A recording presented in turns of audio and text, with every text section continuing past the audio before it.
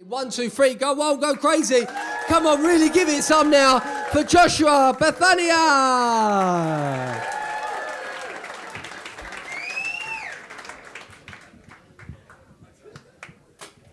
Hey guys, my name is Joshua. You might recognize my accent from your bank's customer support. I'm I'm full Indian, but I'd like to clarify. I'm from India, not from one of those shitholes, uh, like Birmingham or Croydon or something.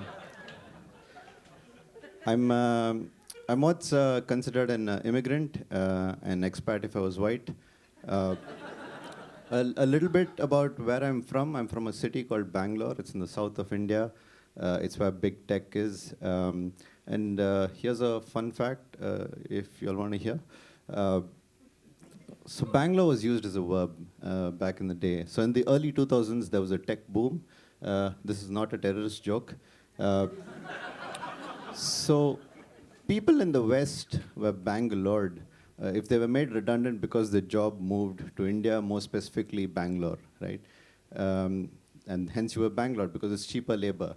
So I kind of get annoyed when people say immigrants come here to steal jobs. We don't need to do the travel. We can immigrant from home.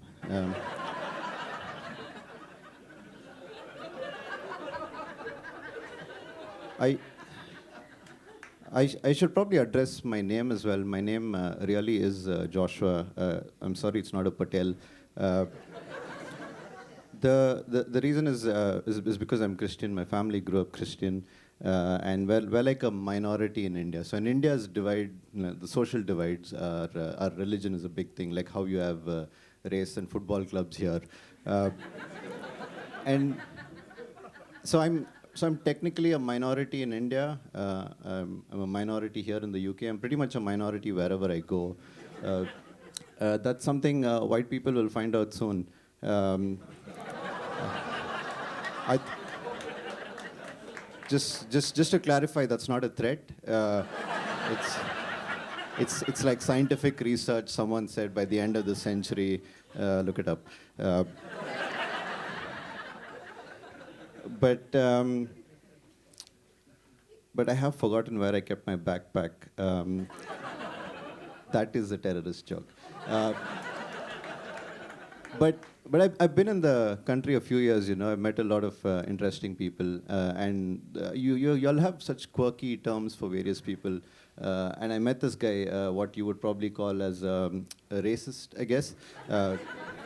He had very boilerplate racism, though, where he goes, immigrants who come into this country need to be more English, which is obviously subtext for be more white. Now, normally I would have gotten offended, but this year I've been practicing empathy.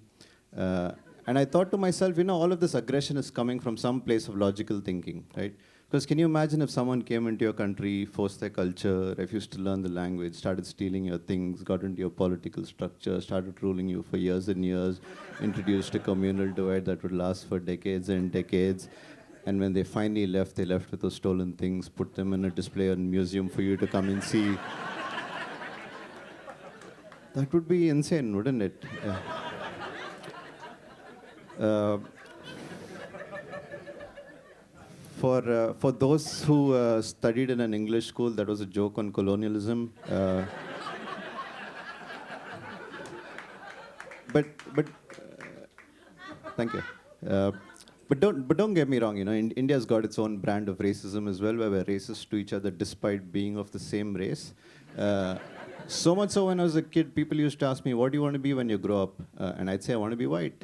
I mean, if Michael Jackson can do it, why can't I, right? If Michael Jackson can do it, why can't I? Is no longer a philosophy I live by. I just want to make that clear.